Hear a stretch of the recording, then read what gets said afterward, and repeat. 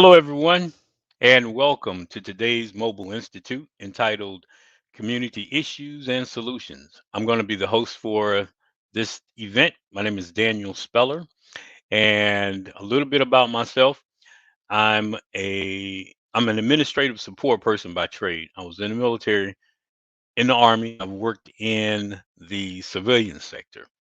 So the thing about this institute is I wanted to get a common man's view of issues that we talk about in our community. So it's like sometimes we get up with our friends or with our neighbors and we talk about things, and then it goes no further than that. And what I wanted to do with this particular institute is to try to get a little bit further into those kinds of issues. And I brought a sharp team of professionals with me. We're going to get to those introductions in just a little bit. But I hope the show will be both informative and interesting to you. So, a little bit about how we're going to run this. We have chat available. So, if you all wanted to participate, you can ask questions once we start by going to the chat area.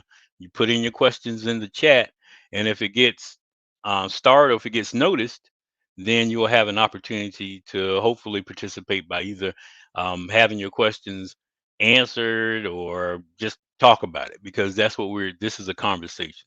So we're here today to have a great conversation. And before we get started, I wanted to take some time to thank Dr. Smallwood, Teresa Smallwood, and the Vanderbilt Divinity School for the opportunity to present this because this is a voting year.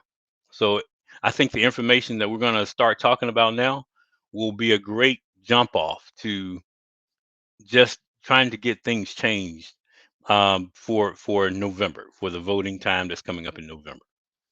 Okay, so what we're going to do right now is talk briefly with the presenters. We have two that's going to present today.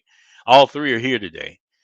All three are very young, very intelligent, and I'm proud of them all.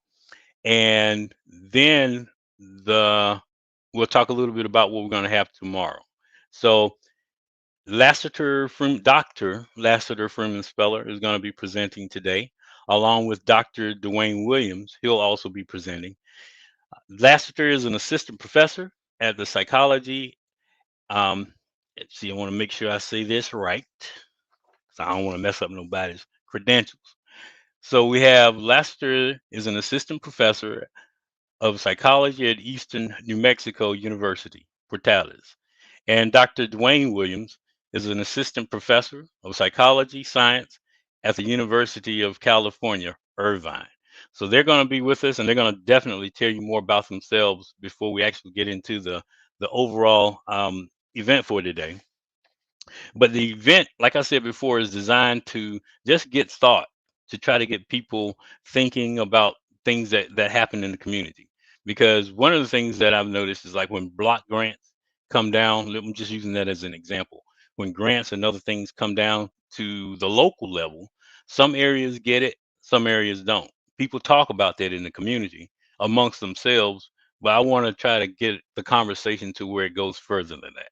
The same thing with health, the same thing with how psychology affects things. And I think that's what Dwayne and Dr. Lassiter and um, Dr. Speller and Dr. Williams will be talking about today. I'm nervous, man. So we're just gonna relax and have a good time, okay? Turning it over to you, Lass.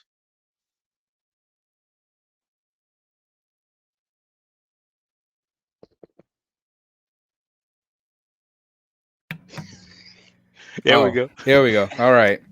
I had my hardware and my software muted just in case. I didn't want to be that guy. All right. So thank you again. I was just saying thank you for that introduction. Thank you for the opportunity to Vanderbilt Divinity School, as well as Dr. Smallwood and Miss Sue, Miss Weebly, who has been helping us out behind the scenes. Um, yeah, so about a little bit about me. As he mentioned, I am an assistant professor at Eastern New Mexico University, Portales. I got my bachelor's degree starting out at Winston-Salem State University in Winston-Salem, North Carolina. That's my HBCU alma mater. Go Rams. And then I moved on to The Ohio State University, where I got my master's and my doctorate in psychology, specifically looking at cognitive experimental psychology, as well as some human factors. And my varied research interests kind of demonstrate how my degree path and my journey here has gotten me to be able to kind of culminate a bunch of these things together. So that's one of the great things about human factor psychology. So psychophysiology, looking at the heart rate variability aspects of things and various domains. So cognition, emotion, motor control, those kinds of things. Linguistic monitoring in politics. So taking bodies of text that politicians say, put it into an algorithm that um, another researcher that I have associations with kind of developed, and uh, seeing whether or not there's, how much truth, how much lie is it in there? Can we predict that kind of a thing? As well as environmental design, interface, how people interact with the environment, the impact the environment can have on people, as well as people and their interfacing with products and psychology behind that. Thanks. Now, Dwayne, tell them what you're going to be, Dr. Williams, tell them what you're going to be talking about. You feel free to call me Dwayne. That's all right. That's all right. It's just a conversation, so you can call me whatever you like. Whatever comes out is I'm cool with. It's nice to be here. Thank you very much for the invite. Um, my name's Dwayne Williams. It's a funny story how Lassiter and I met actually, but we'll bring it back a little further. I grew up in the Cleveland, Ohio area. I moved to Columbus, Ohio for, well, first to Newark, Ohio, and then to Columbus, Ohio for Ohio State University to do my undergrad there. And then I met Lassiter, who was a really ended up being a big brother to me, an idol, and a really good friend. Anyway, we met when I finally joined the lab in 2008. And so last year you came in what, 2009, 2010, something around there. So 2009. So Lassiter and I have known each other now for 13 years. It's a long time. So anyway, so I started research in 2009 in the lab under the guidance of Dr. Julian Thayer, who I then completed my graduate studies with at Ohio State University. So Lassiter and I worked together as while I was an undergrad. He mentored me. We worked together as graduate students, and now we work together as faculty member at different universities. So it's really been a cool journey riding this with him.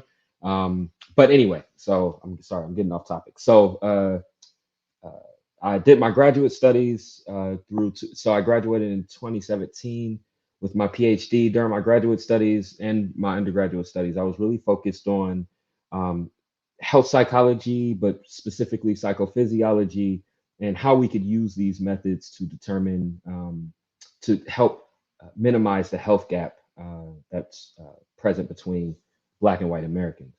My research today, well, okay, so then I graduated.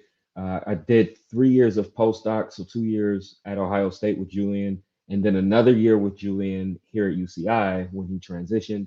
And then that year I did a fellowship, a chancellor's fellowship, and then I was able to fortunately get a job here at the university, and the rest is history. So now my interests are still focused on the well-being of Black people, but uh, marginalized groups more generally, but also very much interested in minimizing all health gaps, but especially Black health disparities.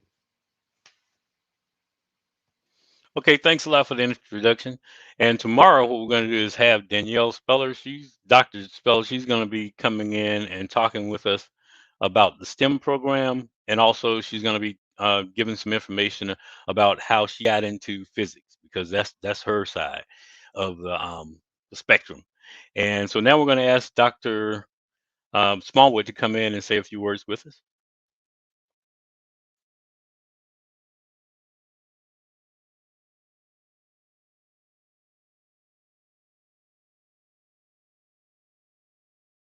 I think you might.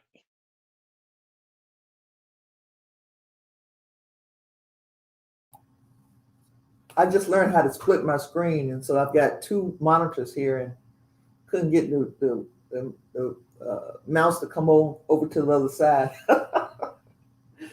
But I want to put a little perspective on this. My work at Vanderbilt, though it is officially over, continues to produce these mobile institutes focused on racial justice. And we are a public theology and racial justice collaborative.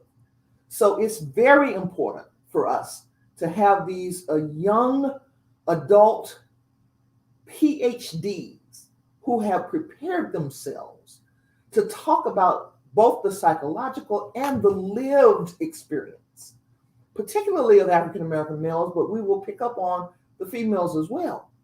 But what's so very important to name here is that I met Daniel Speller in the early crevices of my own career, and he was a tremendous administrative support, someone who I value greatly and who has at various and sundry integral times been a part of my life throughout my sojourn.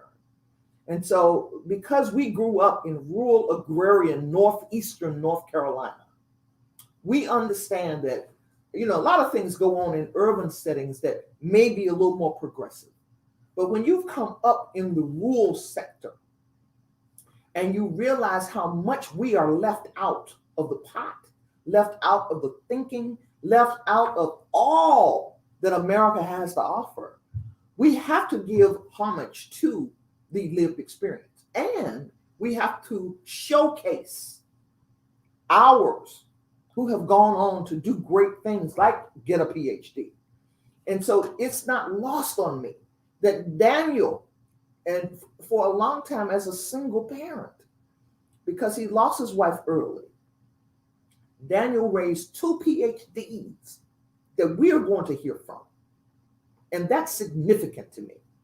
It's also significant that the subject matter is so wide that we have a chance, I don't care who you are, there's something on your mind. And I do believe that these panelists have something to say. So I'm going to get off of here and say how proud I am of you, Lassiters, how proud I am of your sister who will be on with us tomorrow, and Daniel, how proud I am of you. And then Dwayne, though we've just met, I hope this will be the beginning of a long and refreshing opportunity to work together. You all have a wonderful institute. I may not be on the whole time, but I will definitely be taking notes, and to the degree that I can ask questions, I'll do that as well. Have a wonderful time. Thank you. Thanks. Okay, so I want to say this. Thank you, Teresa. And the thing about Dr. Smallwood was that when I was working with her, she was the kind of person that would let you express the way that you work, how you work. You know what I'm saying? And that's very important to any boss. Like I'm just gonna say, if you're a boss that basically try to ride your people, then that can cause issues too. But she expected you to do your work and to be a professional at what you do, and that's what I tried to do. So, and she was spot on with what she was doing. She would give directions on how something, how she wanted something done, and then we would get it done. And as far as raising the kids, Lenora was right there every step of the way, my wife.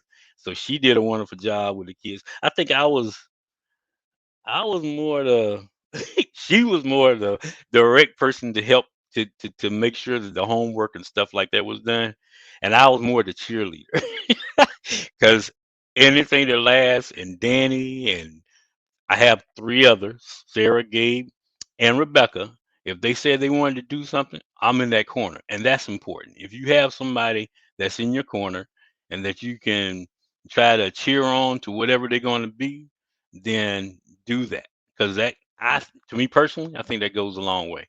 So having said that, I'm going to turn this over to Dr. Speller and to Dr. Williams, and I'm going to listen. And you guys, I know you're going to do a great job.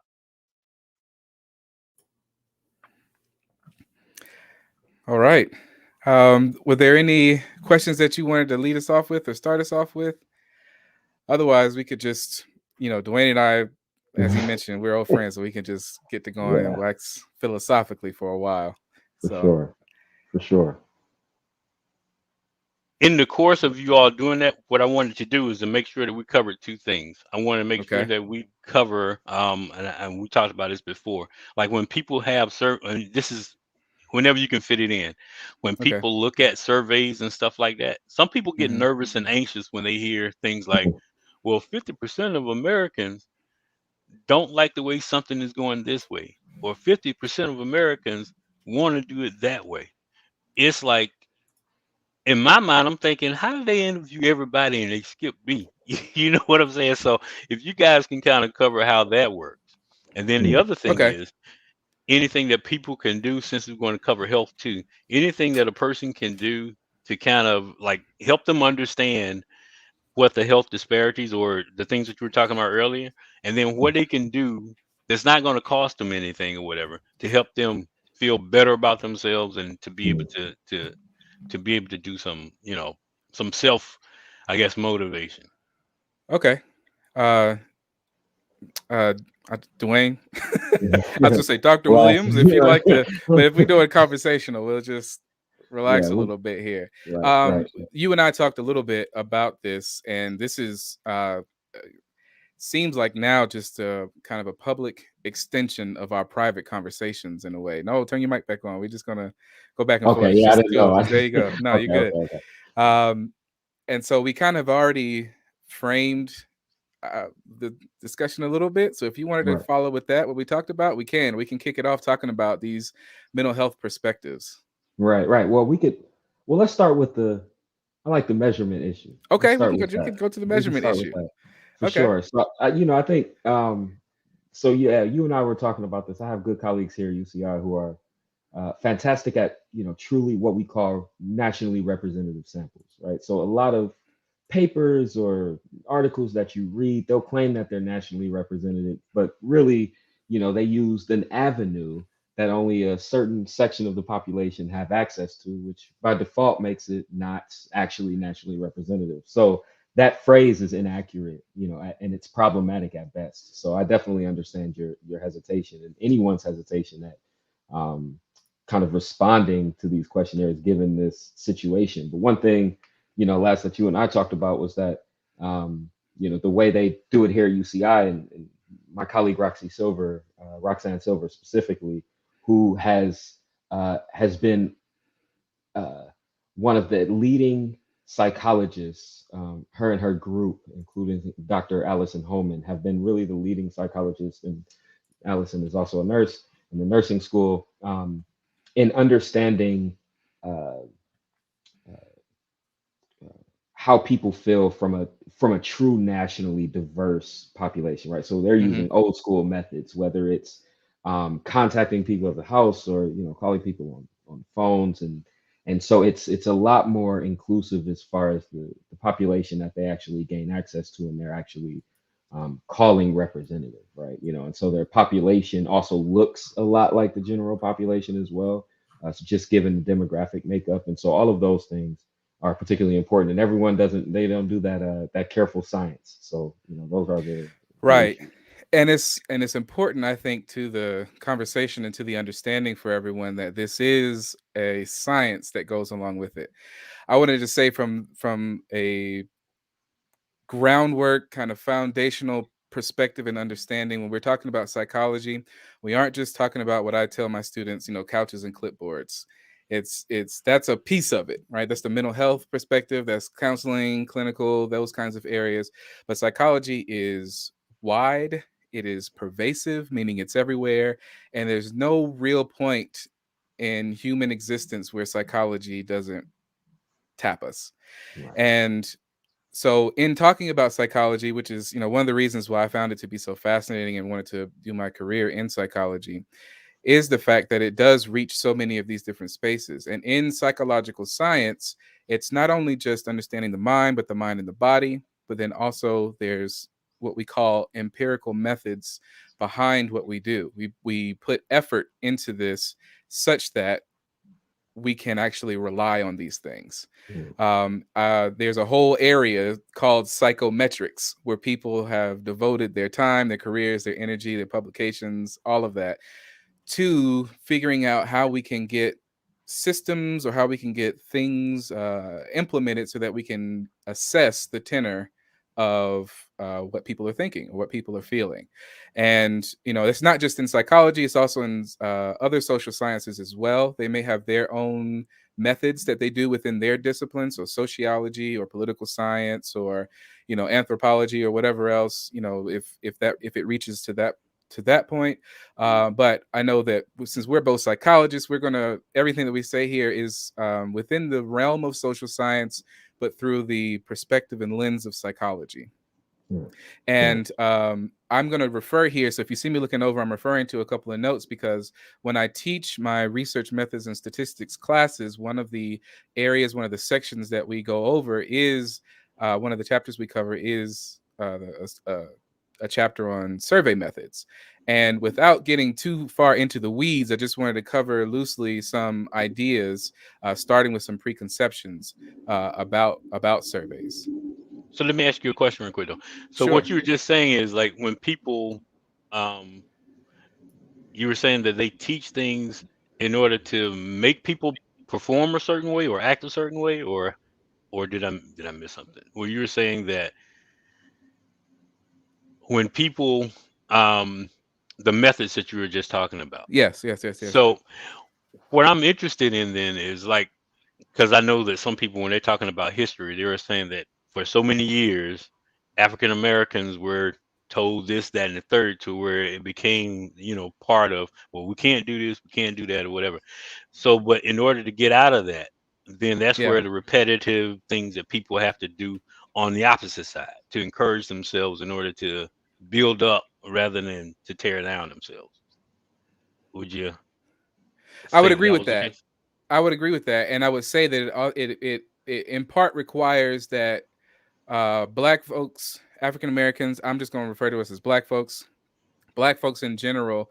I think there's we can see discrepancies in education, and I think that matters in the context of this, because what I'm about to tell you, I'm going to break it down, but this is what we teach at the collegiate level. And so if we don't have access to certain things, we don't have access to certain levels of education to the same degree as other folks, other ethnicities, other races, or what have you, then we don't necessarily have this information circulating in our spaces as my other people. In addition, if we don't have people who understand research methodology, we don't have people who understand these kinds of things in the spaces that are developing new methods or are teaching what these methods are, then we're also missing out on that piece, right? And the people who are in effect teaching it don't have access to folks who might have them think about things in a different way and perspective.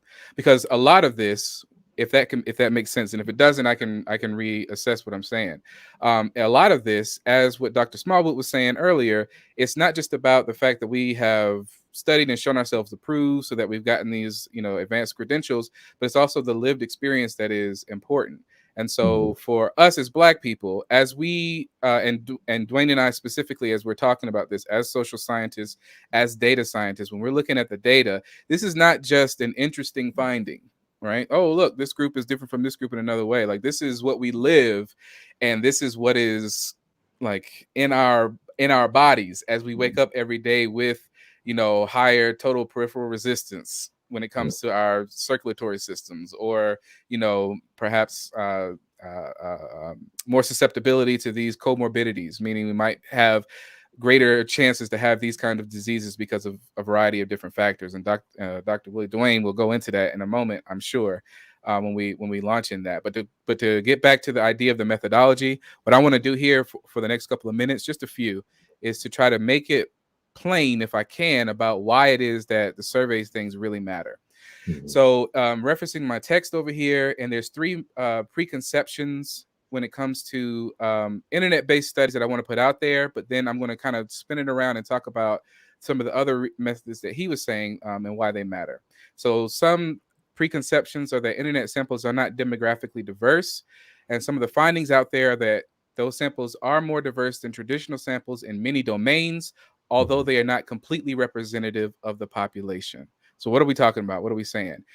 When we talk about samples, we're talking about choosing people from populations to represent that particular population. So you pick 100 people out of 1,000 people, and now you have what is called a sample. And that sample is supposedly, hopefully, representative of the people from whom you've selected. There are a lot of different sampling methods that you can get into. And again, if you go into data science or you go into psychology, I would encourage folks to do that if it is of interest to you and study it, because we might run from numbers because we think we're not that great with them, but it's okay. You just slow it down, give yourself time to understand what's happening, and you realize that you're telling a story with numbers just like you'd want to tell a story with words, right? So there's different ways that you can get samples.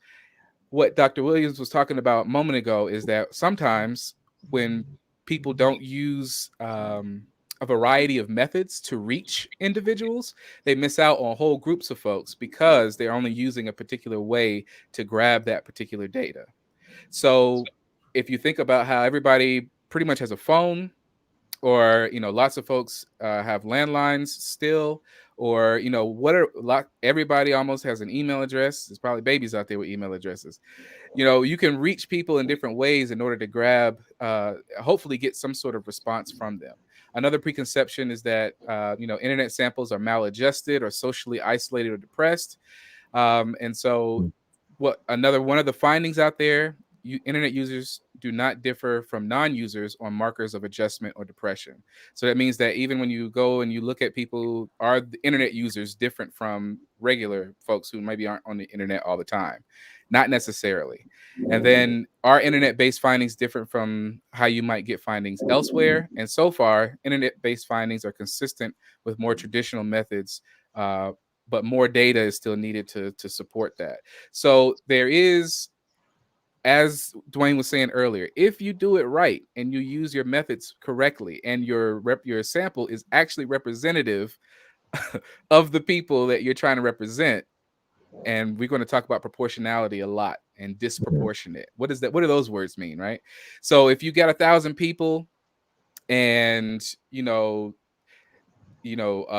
of them are supposed to be, you select them from the population, does that 100 reflect what might happen at the greater levels? Meaning you have 300,000 or 300 million, Americans, 340 million Americans in the US. You grab a sample from a specific area. Did you go to this area over here where where I live right now in New Mexico, where the Black population is like 3.5%?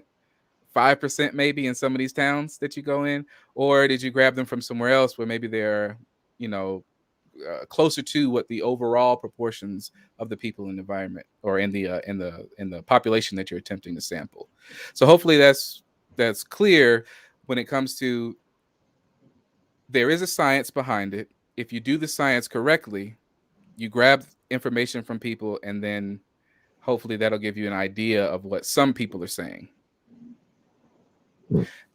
Last note before I turn it over to Dwayne, it also, you want to make sure that what you're doing is not spinning what is being reported or interpreting it into being something larger than what it is or more meaningful than what it is. Because you may just be saying at this particular point in time, we've gotten a slice of what people were thinking, and these folks that are representative of these other folks are saying this.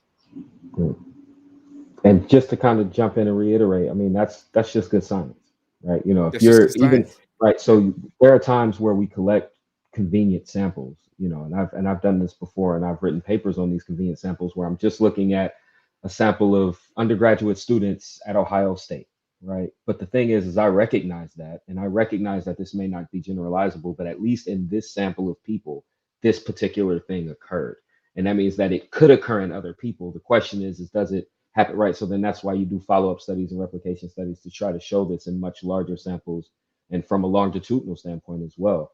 All right. Even when you think about drugs that, penicillin's process of being okayed by the food FDA, right? So, even just the medicines that we take, I mean, that process is a question of effect size, right? Is it meaningful? Right? Is this something that is actually going to help? Right? They wouldn't give you a pill that only relieves your headache 10% of the time. Right? They're going to give you a pill that does it at a much higher rate. There's You a get chance lucky. your headache, or you Yeah. could just go have your body go through this process for no reason, right? So good science is finding out that ibuprofen and acetaminophen get the job done, right? But bad Mhm. science would be trying to give you um, vitamin C to fight your headache. I mean, it could work, It but could work. not in the moment. Not All in the right. moment. Yeah. Okay, cool. So then, um, how does the placebo, what is that thing called? The placebo effect. Like they Placebo. just have like Mm, yeah, when they have the small sampling of people, is that when like the mhm, mind takes over control when there's like, you know what I'm saying? They're thinking that they're doing medicine when they're really not, or how mhm. does that work?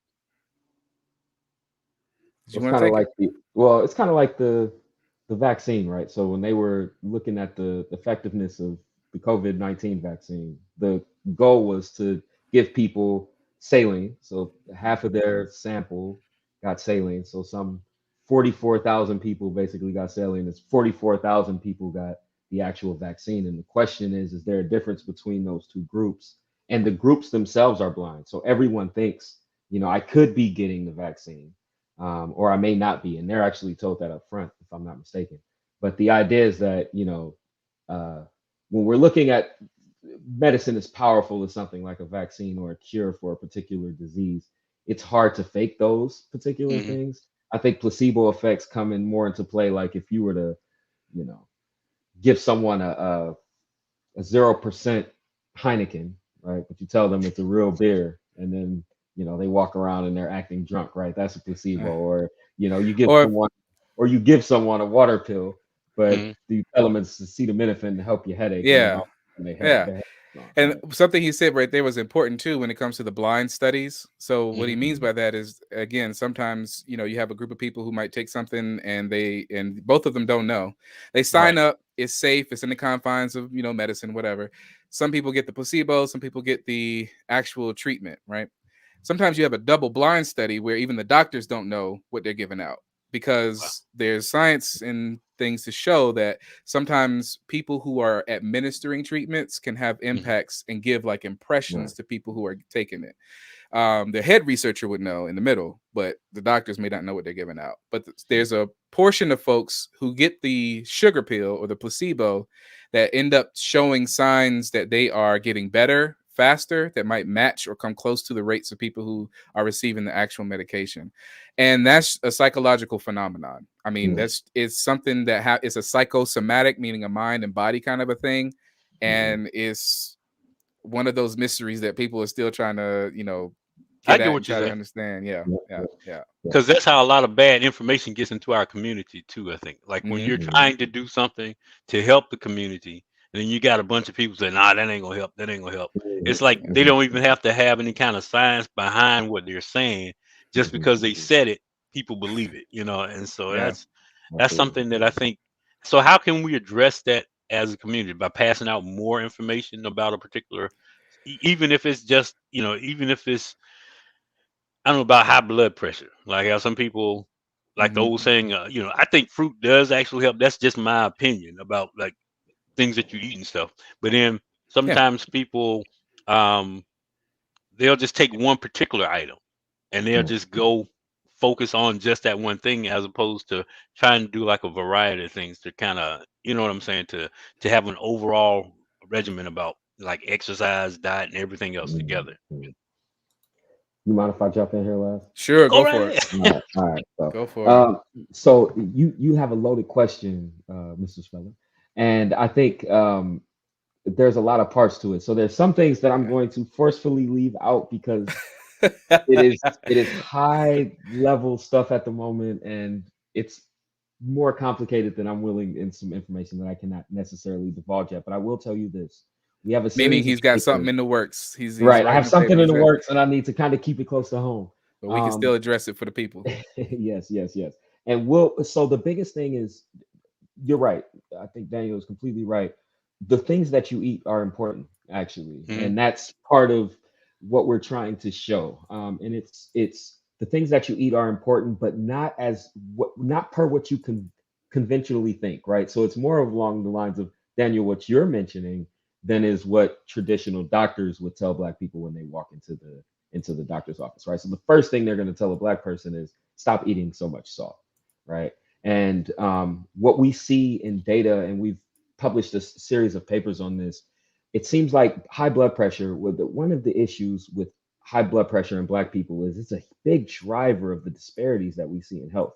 So that's one of the hypertension and high blood pressure is one of the reasons that Black people have a higher mortality and morbidity rate than white people. And the into that is cardiovascular disease and other cardiometabolic diseases. And so from a Black people standpoint, one issue is that blood pressure is largely uncontrolled in Black populations. I mean, that's exactly what the medical professionals say, right? It's uncontrolled. So that means the medical regimen that they're giving us is not working. My mom literally called me this morning and told me her blood pressure, and it was sky high. And she told me the medication she was on, and they were not the medications to stop stress induced high blood pressure. And this is important because from a bare physiological standpoint, stress induced blood pressure is not by increased fluid volume, right? So a lot of the first line of defense for a Black person is for high blood pressure is a diuretic. But there are two components to elevated blood pressure. There's fluid volume, so it's cardiac output, which is stroke volume, how much fluid you have in how much blood you have in your vessels, times the rate for which it's being pumped, times your heart rate equals your cardiac output. And then there's another, so that's all kind of the fluid way of achieving higher blood pressure. The more fluid you have, the more pressure in your veins.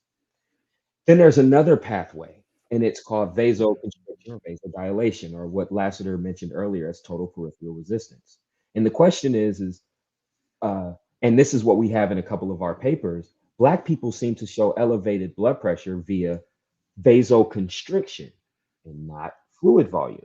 But a lot of Black people get pills and medications to help with fluid volume as it relates to blood pressure, but they should be getting pills that helps with vasoconstriction as it relates to blood pressure, right?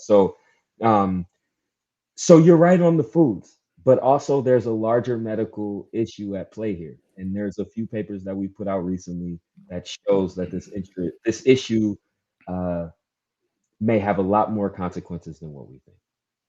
Yeah, I got because I knew like when I was up in Ohio with Les, they were talking about how that some of the doctors were pushing certain pills just Mhm, because the mhm, medical folks were basically paying mhm, them to do that. You know what I'm saying? So mhm, I definitely understand that part. And then the other thing was when like my parents, sometimes mhm, when people take one medication, it jacks them up in another way. And you just keep going back and forth. So they'll give you this pill, and if you read the mhm, bottle, it'll say may cause this, that, and the third. And then they give this other pill to take care of that. And mhm. then, you know what I'm saying? So it's like a Right, circle that they keep right, going around. So how right. can you address that, like Mhm, to put people on the right track? You know what I'm saying? Like if the doctors, your doctor that you're seeing won't tell you that, is there something mhm, that can educate people on a layman's level that says, okay, um, if you're having or experiencing, like you were just talking about, the two different kinds of things for the blood pressure, right? mhm, mhm. Is there something that, oh, that's what you're working on? You keeping close to the vest? Never Well, mind. no. I was gonna let you finish. So okay. So there's um I would say that it actually starts in the mind. Mm, I would say that it starts in the mind because again, this is high peripheral resistance and vasoconstriction is not something that is well, it's something that's specific to Black people at rest, and that mhm, we show often. But it's not something that's specific as it relates to stress induced elevated blood pressure, right? So when we think white people can experience that same vasoconstriction, but the difference is the when the vasodilation happens, it happens on a much quicker time scale than what does Black people's. So one thing that Black people can do, and this is, this is I'm putting this, and I'm being careful because I'm putting this on the target. I have a whole line of work that is trying to understand how to stop the stress, that help relieve the stress that Black people experience, kind of just generally in the All right. population. No worries, but then more importantly, kind of just anyway, the one thing that I find in my work consistently that Black people could do is not to internalize stress so much, right? And that's stress from any aspect, but particularly from your social environment, because Black people experience that all of the time. And so it is so important not to harbor those feelings. I know you may want to, I know it may be really upsetting, I know things may be, but do not harbor those feelings because it allows them to kill you further. It's like, That's it's, hard, man. it's Yeah. tough. It's tough. I have uh, colleague here at UCI, Adisia Juma, and he has a really good analogy for this. And before we had the vaccine for COVID, he said racism is like COVID. Right? We don't have a vaccine, so you have to put a mask on to protect yourself. And here are the ways that you protect yourself to doing that. And that's just the facts. Is that if you harbor that, experiencing the racism will kill you. Harboring it will kill you faster. And so from my vantage point, it's to put the mask on Black people. It's do not harbor those feelings, and it's hard. I get that, but know that you're better than what they're telling you are, or you're better than what they're portraying.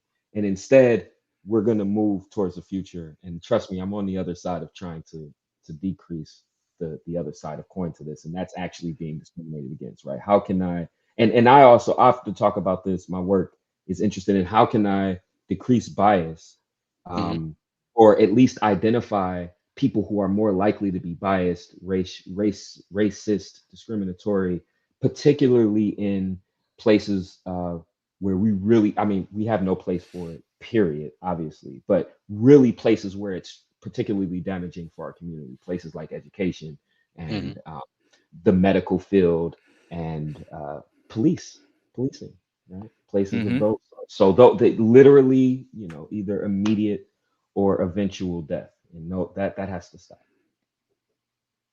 And and that's interesting because if we can take this idea, right, this understanding of these differences in blood pressure and these understandings, and when it comes to what am I trying to say? What I'm trying to express here is I'm kind of putting this thought together as we're having this discussion.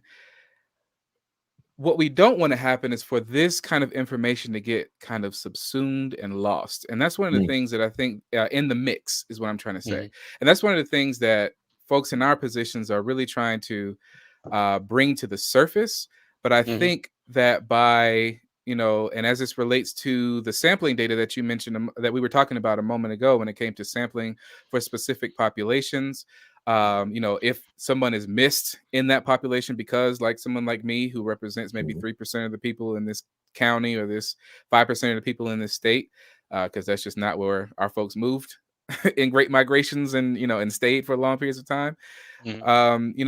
If they're missed in that sampling, then we don't see them. If people understand that there's some sort of that there's all these health disparities, and they just kind of lump it in the fact that, oh, well, yeah, Black people have these health disparities, and that's just known, and we're working on what to do about it, but let's just look at it and compare it to these other groups, and they just kind of move along. That's one of the things that is really important, that we really want to not have overlooked. And I think that by showing explicitly how these kinds of differences impact the actual people that are in the groups that you are distinguishing from one another, then hopefully that raises to the level of concern to that there can be specific interventions for specific groups. Right. And I think that's one of the, go ahead. No, go ahead. Yeah, no, I'm sorry. I didn't mean to cut you off, but yeah, that's exactly right. And just to piggyback quickly, and well, that last point was so good. I kind of now forgot my train of thought. But well, let me ask you guys this: while you recover that thought, y'all want to talk a little bit? Can we go into hypotheticals and maybe like a little bit of doing some, I guess, is in the philosophy realm, right? Yeah, Okay. yeah. Suppose Oh, folks like, sorry. go ahead. Sorry. I'm sorry to cut you off. Just real quick. I got it. Just the one thing I want to mention is that Hmm. you're Lester, you're hitting it on the head. One thing that I have a black psychology class, and one thing that I'm always telling them is that psychology is built off of Eurocentric values. Part of the problem, Daniel, is Hmm. that when we're asking questions, especially in Hmm. the psychology field, psychological questions, they're not even relevant for black people because all of the scales have been built and validated on white people. Medicine is no different. And Medicine is that goes, no different. and to just, volley this back and forth, and that goes to what our concerns were with the sampling data and everything, because I'm telling you, I'm trying to reassure you, in part, as a, appealing to you as like a black psychologist, and telling you, look, we can count on these metrics can work. They can work insofar, again, as people are using them in these appropriate ways, and we have Hmm. to get in these spaces so that we can have an impact and remind people, hey, don't forget this particular perspective, so that when you reach out to other folks, that they understand where this data is coming from. Right. And when you're in that minority group, when you belong to groups that are tethered to the bottom, Right. and you have to address, because that was another piece in this class that I have to talk about and that I mentioned, is that depending on, and this might be getting to a question that you were asking me earlier about whether or not I was describing this particular thing. It's not that we're teaching them how to uh, uh, create surveys in a way that is pointed. Hmm. We're trying to teach people to Mhm. create surveys in ways that are not pointed. Mhm. And by doing that, we have to address those issues, and try to use things like something that's called the Bruno method, where you want to have brief, relevant, unambiguous, specific, and objective questions when you're asking them, not these leading questions. And Mhm. unfortunately, what can happen is you might have these people who belong to uh, think tanks, or you might have these people who belong to these other kinds of things, and depending on who might be sending them some funny money, might have these questions and these things that are kind of oriented towards specific might be oriented towards specific goals in mind, primarily political goals in mind, right? And so then they create these surveys, and then they have some clout behind their name because they might be associated with a particular national committee, political national committee or something like that. And then people just kind of believe it because it comes from either this Ivy League school or this particular Mhm. national committee or Mhm. something like that. And Mhm. so it's challenging because it's like, as somebody who's in here trying to make headways and trying to explain things to folks so that they can get a better understanding of what's happening in their world around them, you Hmm. still have to operate within these institutions with one hand kind of tied behind your back to say, Right. yes, this works, but watch out for this. Right. And it's not enough people saying, watch out for this. Right. Okay. And see, So right. let me explain something right now. See, if I'm looking down, I'm listening to you guys. I just can't get my camera right, so I don't want Yeah. to. Okay. I No, it's want all people to good. think I'm doing some other things, and we're getting questions inside of the little chat area. Okay, great. So I Okay. just wanted you guys to know that we're going to start putting in questions. Hopefully, you Okay. Okay. retain that thought that you just had. So go ahead. My bad. Oh yeah, no, it's good. I think I don't think I retained the thought, but it's all good. We Back were to we you. were kicking it back and forth about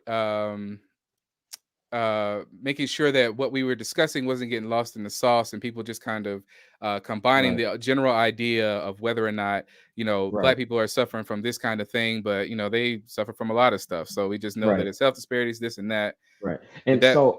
right. So some of this kind of jogged me. Maybe I'll get there, but I even have Okay. some data on this. So heart rate variability is there are cardiovascular metrics that are more closely tied to some psychological processes that we would measure normally just given like a survey to in black people than in white people, and then there are some that aren't, right? But the conventional thinking is that it's just related in everyone, right? So Right. there's clear that there's some cultural influences on the way that the questions are being thought of and answered, and what's actually being considered, when going into the question. It may be more heterogeneous or more different for one group than another. And so I think we And have some work work to do in our.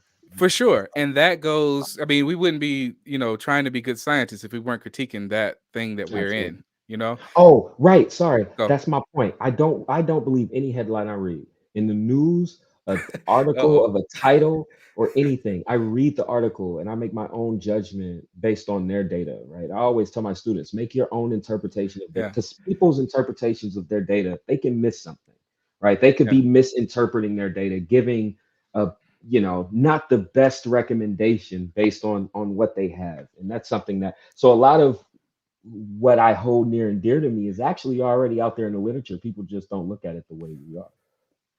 And to that point, just one more thing. It's not about being cynical. And this is something that I emphasize. Right. I emphasize that, and I emphasize this point as well to my students.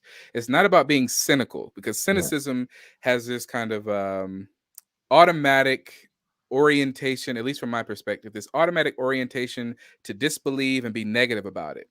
Yes. Which I think also then contributes to the fact that with Black folks, we already have things that we're trying to release ourselves from psychologically, release ourselves from physiologically, from all that stress and all that. So you don't want to have this negative disposition.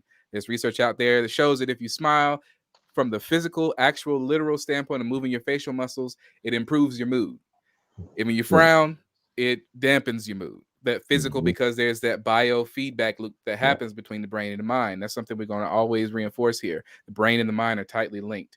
And so it's, I think what Dwayne is, what he has said, and what I'm trying to help emphasize is, it's not about being cynical, having that negative disposition on the outlook. It's about being skeptical. And skepticism is healthy, and I think it's very helpful, because what skepticism does is different from cynicism. Cynicism will say, I don't believe anything. I don't believe anything from the standpoint of they're wrong and they're necessarily out to get me, or always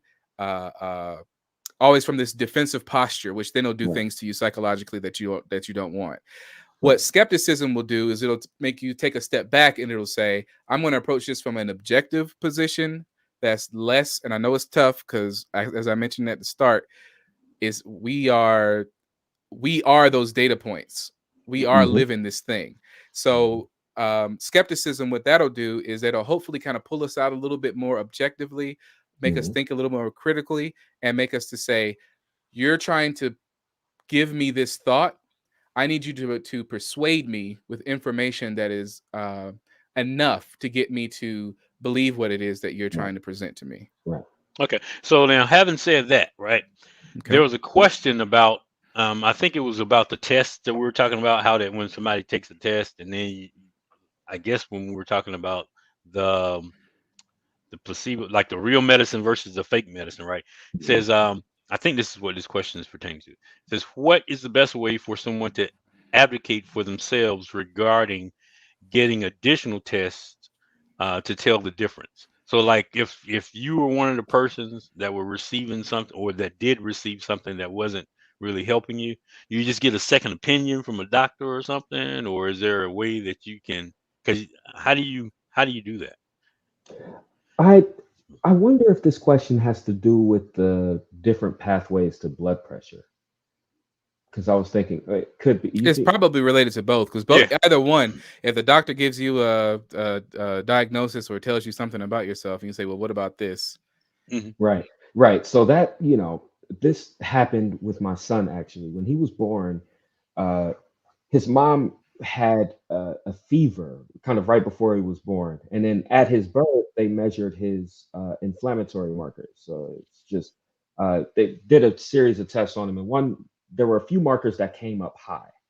And at the time, what was this, 2015? So I was maybe 3 years into graduate school. So I was only now kind of really getting my feet wet and to truly understand some of these deep physiological differences. And I was trying to explain to the doctor that, I think he's okay. He doesn't need to go to the NICU. And the doctor kept assuring me that he needed to be in the NICU. He needed to be in the NICU. And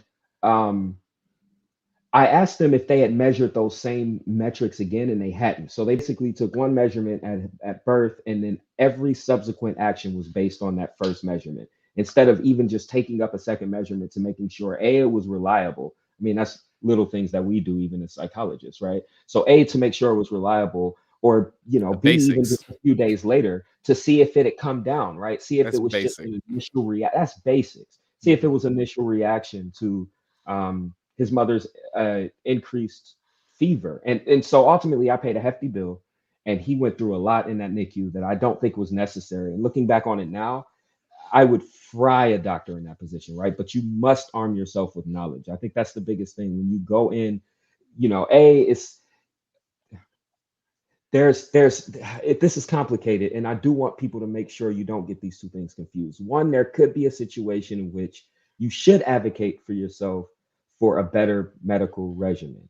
And then there's also this issue that is well documented in the literature of stereotype threat within the context of a medical scenario. And so the other thing that you don't want to do is to put yourself in a medically compromising position just because you think you may know more than the doctor, right? So it's complicated. You want to make sure that the doctor is doing their due diligence, and so long that they are, then you should trust the medical professional. But I truly think that they must first do their due diligence, and that was the issue with the doctor that I had. Okay. Yeah, she did say it was about the blood pressure Okay. question. So Okay. now here's a philosophical part that I was wanting to get into. Okay. So say we have professionals like you all, right? That's do statistics. You all know what you're talking about, right? Go with me on this journey a little bit. I Mhm. was thinking that it would be great since everything is kind of based on, I guess, the larger amount of people that's in a place, right? I was thinking that you guys know how there's this thing called legal. It's like a legal insurance. They pay you so much money, and then everybody can get it. Like if you're getting stopped, just call this number, right? What Mhm. if an organization formed that would be an advocate for us as black people to say, okay, we have doctors in this organization, we got lawyers in this organization, we got healthcare people in this organization, and what their job is that if the common person or the regular person has questions, right, that would either help them. I don't care whatever the situation is, Mhm. financially, health wise, or whatever, they would be able to get kind of like a uh, consultation from that organization and say, okay, look, tell your doctor to look into this area because Mhm. what he's telling you is based on this, and I don't think Mhm. you fall in that category. So then it's Mhm. kind of like you're helping them. I know there are laws that say, well, Mhm. you're practicing medicine. You're not really. You're just basically saying, ask your doctor to look into this area Mhm. in order to Mhm. see if this, that, and the third. So it's Mhm. kind of like one of those organizations, I guess, like the legal aid people that they're not really your lawyer or whatever, Mhm. but they say that they're there to help you. If something comes up, what do you guys think about something like that? Is that like something that could be a solution, It's kind or of hey, is like there something like a second opinion sort of yeah, nonprofit. It's kind of fly, actually. I like that. Yeah. make it That's happen, pretty make it fly. happen, fellas. Yeah, that's pretty fly. Yeah, no, look, I honestly, I would give people advice for blood pressure all day, right? So this doesn't happen all the time. So my grandmother was in uh I think University Hospital in Cleveland, where they gave her the bomb blood pressure regimen, right? They Mhm. they were hitting it from all angles, making absolutely, she's 90 something, so they're making absolutely sure it stays in check, right? And so that was and everything they told her was really, really spot on. I was very, very pleased, but that is far and few between, right? So she's in good hands, and that makes me feel good. But that doesn't always happen, right? So it would be really, I think that would be fly to have a Mhm. second opinion nonprofit.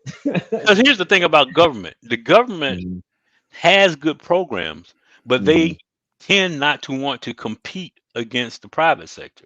So, like, you have all of these things there that are like free, like Medicaid and Medicare. I think I saw Mhm. someone in the comments over here talk about Medicaid and Medicare, right? So it's like you.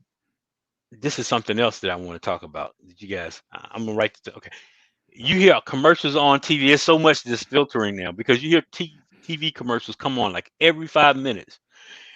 These free things are offered in your Medicare. Call your Medicare now. Call this place, call that place. They always telling you to call somebody. And you're thinking to yourself, if this stuff was already free, why doesn't the government already have this in their plan? You know what I'm saying? And then why can't we already get access to it without me having to pay these other people?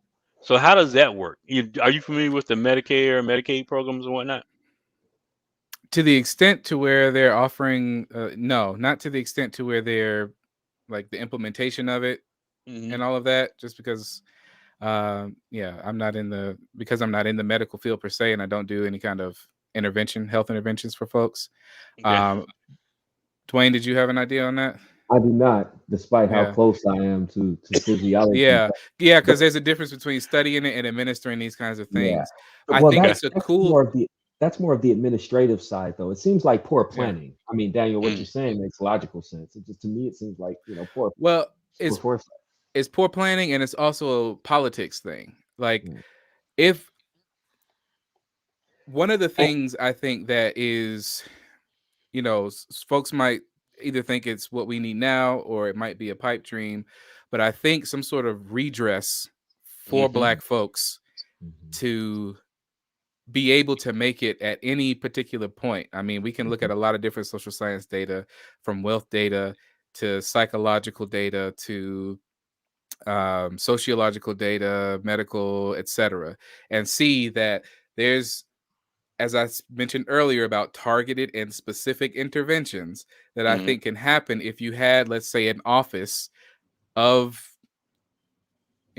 Black American affairs or something like that. And within that might be a point from which you could get someone to, let's say, go with you to your medical appointments, or have someone on the phone with you that you could call as you go to your appointment and be on speakerphone and have knowledge of this kind of thing that might be more specific to us when it comes to whatever kind of treatment might be best for us.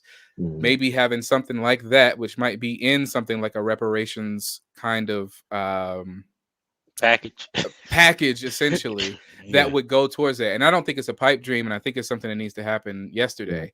But I think that goes to part of that bureaucratic and why I said I think it's a political thing, because where else would we have, like, I don't want to say a one-stop shop, but where else would we have somewhere that would be trying to make sure that this was done specifically for us? Right.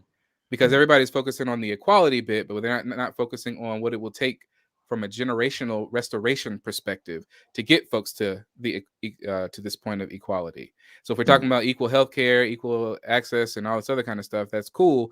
But if we still have gaps in knowledge, and if we still not just in us, but in the professionals who are supposed to be administering care to us, if there's gaps in knowledge for them, then it's one thing to say, and I will echo what Dwayne said, definitely educate yourself. If you have a diagnosis or something and you need a moment to go read about it, do what you can do in that chance. But I think that there's still something to be said for having experts and having people with expertise that can kind of immediately filter through and recognize and know what it is that they need to say on your behalf. Right. And to put that at a much lower level, I mean, at a much less high stakes level, I was the first Black, so my aunt went to college. So I would have been the second, I guess, in my family to really go to college. And now all my younger cousins are going, so everybody's in college now, so it's fantastic. But when I got here and I wanted to do XYZ or ABC, I had no idea about the path that I was actually on, because no one had been on that path before. No one could give me any clues or hints, and there was no one really interested in talking to me about it. Because everyone was busy, right? No one wanted to get. There was one professor, Dr. Ben Givens. He was the first one who just sat down with me and just talked to me about research and told me what to do, where to go, how to approach it, what it is, and everything. And then, I was lucky enough to meet Lassiter and Julian and LeBaron, and but that was the people who told me those were the professionals who told me and gave me the path. If I didn't have them, I don't know where I'd be. right? I wouldn't have had all of these. So I think that on multiple levels, Black people aren't afforded the resource package they need to be successful. You So know, it's like the that's not information is there, but they just don't know how to put it together in a way exactly. in which is I was helpful going to to them. say it might be, yeah, and that it sounds like a networking issue to some degree, but then it also is a scarcity issue because Right. I mentioned how we make up 14% of the population, but then when you look and see how That's many true. people are graduating in these advanced degrees, we're talking single percent digits in a year. I think last year the number of people who graduate, Black people who graduated with an economics PhD was like 4.5%, 5%. Forgive me if the number is incorrect there, but but when you translate that into actual numbers, we're talking about like 100, 200, maybe 300 people or something like that every year, I think what relative to happens is everybody else who has a comma in, you know, in the multiple commas. you know, and who's graduating for them. So, Yeah. and that's part of the reason why I don't want to say I push back on the idea, but I have some hesitancy on the idea of it being the onus being on us to have a Yeah, solution completely right. for us to kind of rectify our own situation, because we're doing everything that we can. But again, when Right. you look at the numbers, and I have some I was just looking at, you know, because I'm a data science nerd and I do what I do. I was looking recently at, oh, where'd it go, at some of the numbers when it came to Federal Reserve data and the distribution of wealth of several different categories. And you look and you see how these things are like, I don't want to say exponential, but it's really interesting to see how the numbers and the data grow. And there's just no way that you can expect a particular group to lift themselves out of that when they have everything else on Right. the other side. so basically then it's like what you're saying. I guess how do you feel about guidance counselors and people like that in high school? Because I don't think nobody really pushed people to go into like economics, not like what you're talking about. Because it sounds like economics would be something good for us to get into. Oh Because yeah, then, absolutely. so can you talk a little bit about economics? Like what is that field about? Because you hear it and then it's like people, I don't know, they talk medicine, sports medicine in high school. They talk something other than economics. You know what I mean? So it's like, Yeah. Yeah. So from my understanding, you know, when it comes to economics, it's basically looking at, you know, goods and services, how those get moved around, but then also when it comes to like the financial aspect of things, the right. distribution of money and where that may go. It's also kind of a dynamic kind of study in that hmm you're looking at the changes from one end of the other, and you look at how money flows. And but there's also, because it's kind of included in the social sciences, there's that hmm human element and aspect to it that is also worth understanding. So I don't have any background in economics. I just have hmm adopted it in the past 3-4 years or so as like a hobby. So whenever I'm not reading my psych stuff, I try to read a little bit about economics. But one of the things that and obviously from, you know, microeconomics and macroeconomics, meaning macro is, you know, the prefix for larger, so from a larger scale of economy, hmm and like global or between countries or within states or something like that. But then microeconomics maybe within those smaller kinds of systems. Right. Just needed to get that. My brain was like, say it, say it, say it.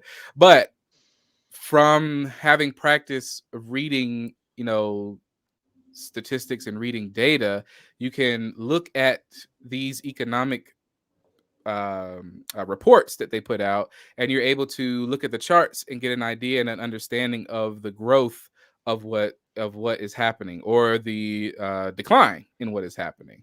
hmm If you wanted to, we can take a look at some of that Federal Reserve data real quick. If you wanted me to share my screen, I can just Yeah, point that'd be to it. cool. Okay, so Dwayne, if you have any insights as I pull this up, feel free. I mean, No, you no, know, go we ahead. read charts all day, so Yeah, right. um, Right. What I was thinking was, it's interesting how they say that our community spends a great deal of money to keep the economy going, but then it's like we don't have stores in our community that I mean, we have stores, but not stores. You know, like Yeah. we don't own a great majority of the places that we buy things from. Mhm. Yes, that is correct, for sure. I'm going to try to share this, and I may or may not need permission to do so. Can you see Raj, that? There we go. didn't we talk about how long, weren't you and I discussing about the time that it takes $1 to leave the Black community? Was that you and Yeah, I talking about that? I don't think so. I've heard those discussions, Not long. though. Yeah. I've heard those But discussions. it's Mhm. very quick. Like money leaves our community so fast, but the dollar will circulate in all these other communities for so many days before it like leaves. It was a study done. I can't remember who I was talking to about this. Maybe it was Julie. But I'll have to maybe I can find that while you're doing this. Yeah. Okay. Well, if you do, and just help me out here if you see me talking Yeah. about it. So I'm not going to get too in depth, but I do want to take a moment and remind whoever might be listening or watching this in the future. It is possible to get access to this information and for you to understand it. It is definitely possible. You don't necessarily need a PhD to be able to do this. You just need to know what you're doing.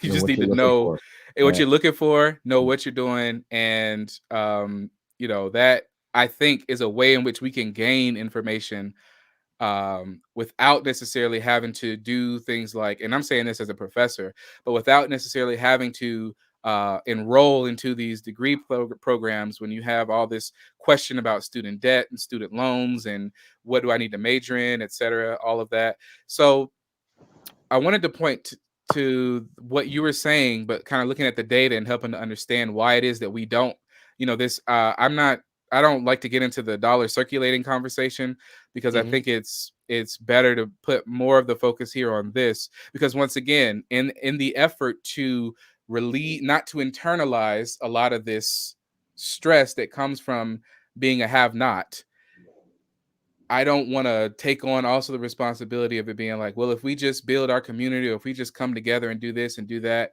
it's different. It's different No. Oh yeah, it's yeah. different for That's us. Yeah. right. That's definitely Yeah. not the excuse. And I do want to be clear. Yeah, just because Oh the no, no, yeah, dollar yeah. I'm yeah, not yeah, yeah. No. contradicting you. And No, it's yeah. the only You brought reason it it up. doesn't circulate is because we don't have a place to put it of We our don't have a own. place to put it. We don't have the Right. infrastructure, and Right. people say that, and so it was a relevant Right. thing to bring up Right. for both of you talking about that. Right. So that But we don't as to not blame the victim. Sorry. Right. exactly, Right. exactly. So Right. if we go back, and this goes back to looks like 1990. One of the Mhm. things that I always tell my students when we're looking in the textbook and we're trying to read the data and the charts and information, I just tell them to slow down, take a deep breath. Mhm. You know about XY coordinates, you know about the Y is the one that goes up and down, and the X is the one that goes across. Mhm. And once you figure out and you just read all the stuff that people tend to skip over, like titles and little notes on the bottom, that kind of tells you what you're looking at. It helps you to identify this stuff. So Yeah. right here it says the distributions by generation are defined by birth year, and so they just tell you who's a silent baby boomer, Gen X, millennial, or what have you. So now you know what these what these particular categories are. So what are we looking at? We're looking at wealth by wealth percentile group, and on the bottom we have the years, and over here we have trillions of dollars. So trillions with a T. Mhm. Okay, and we're talking about wealth. If we go up here and we see select wealth component, and we can distribute it by and distribute by, we see we can do it by wealth, income, education, age, generation, and wealth. And you can see you can pick which wealth component, which is assets, liabilities, and then all the little subsequent things here. So we're just going to do wealth in general, which is going to, I guess, take into account your assets and liabilities. And we're going to distribute it by wealth percentile. Actually, let's just go to race since we're talking about Black folks. Let's go ahead and see what we have going on here. So if you scroll down, we can take a look and see where these numbers lie. I want to pause for a moment and just say, people might be, well, what are you looking at here? This is Board of Governors of the Federal Reserve System. If you look over here, if you can make it out, federalreserve.gov. So this is government data, government information that's out here. I don't have any special clearance or access. I just searched for it. I typed it and it came up. It popped up. Mhm. So here it is. So anybody that has internet access can kind of find this stuff. Similarly, when you look at census data, whatever's available there, you can just kind of search for that. If it's government data and they publish it, you can kind of find it. So what are we talking about? So 1990s, you can see where we're down here. You can see it's Black, white, Hispanic, and other. And you see where it says 18.49 trillion in 1989 Q3. So, you break the year up into quarters. So Q1, 2, 3, and 4. So if it's 0.78 trillion for Black people, that means we haven't crossed $1 trillion. That means it's at 70, as far as we can tell with this number here, we'll just say 780 billion. Okay. As we move along and we see the numbers change as we go from 92 to 94, 95, etc., we see the quarters are growing. Notice that the graph is beginning to shrink. But it seems to shrink as we're looking at it perceptually. But don't be confused. We know that along the bottom axis here that the years are just going up. And we can tell here that we're just moving our little window, so we can resize the window if we wanted to. We're just moving the window along. Notice that it looks like the graph was shrinking a little bit. But the graph isn't really shrinking, because take a look. We know the numbers, the years are increasing, but take a look over here on our y-axis. Now we have not just 25, which if we look back here, they were at 18, 19. No, they've already crossed 50 trillion by 2004. 45 trillion, 50 total for everybody, I guess. And then as we continue on and we start and get over here to 2021 Q3, so that's not that long ago, a few months ago, we're already far above hundreds of trillions of dollars. You can see the breakdown for that. And we are now at, what does it say, 5.93 trillion. So that's the wealth by race relative to 114 trillion. Right. So let me interject something right quick. So Sure. as an administrative support person in helping people, I was helping an accountant one time, not this particular chart, but how this information can be used for anybody that's listening. If you guys get into doing grants, like grant proposals and things like that, and you're trying to get a grant, you could use things like this particular chart in order to show the underserved communities, right? So even though it looks like it's like just a little bit like what Last was saying, or Dr. Spell was saying, it basically shows you that I don't care how you look at this graph, we ain't getting served correctly. You know what I'm saying? So basically, you could take this information if you are a community activist, or if you're someone that basically are writing grants, or you want to figure out how to get resources for your community. And then you could take this information and not necessarily look at it negatively. I'm not saying that's what we're doing here, but I'm just saying some people will look at this, like you were saying last earlier, and they're like, I don't see this. It's too much information, and it just shows that we're not getting anything. The other side of that thinking is that you're look at this information and say, yeah, we're not getting what we're supposed to, and the government has all this money available. We need to go and start seeing who we need to talk to in order for us to start getting more of what's out there. So that's when you form your action groups. That's when you start forming your little, go ahead. Exactly. Miss Ingram in the chat, I just noticed, said that economics is in part how to use the Earth's scarce resources and figuring dollar signs, money, who should get what. She said that she's much interested in it, and particularly agricultural resource and economics. And exactly that, right? We bringing in agricultural resource and economics. I'm teaching this semester, I'm teaching a course on environmental psychology and the impacts that people in the environment, and it's also how the environment impacts people, both the natural environment and the built environment. And all of this matters, right? All of this has an impact on why it is that we think that our dollars don't necessarily circulate. And it doesn't even mean that we have necessarily the money to actually spend, because this is dividing up the wealth by race in general. I've seen some charts that show the data that, half of the Black race, if you will, since we live in a racialized society, and we have to use that. I much prefer ethnicities, but then that gets into some other kinds of things. But operating within these like rules of race here,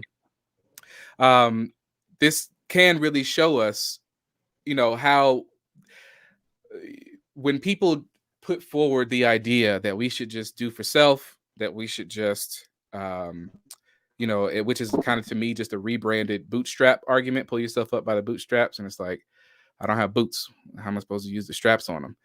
Right. Or, the whole idea of we should just put our stuff together and build our own kind of companies. It's like, well, what percentage of people who start their own businesses or are entrepreneurs have a company that makes more than 50K a year? Or what percentage of people who have have businesses have more than one employee, if an employee at all?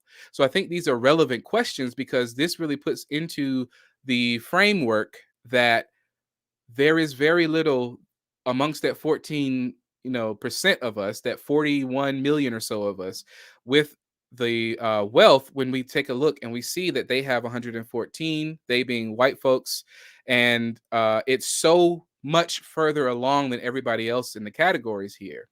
There is not, that's essentially trying to tell someone who, and I'm not discouraging anybody to start your own business or do your own thing. I'm just suggesting and putting forward that is not only the solution. Financial literacy will not close this gap.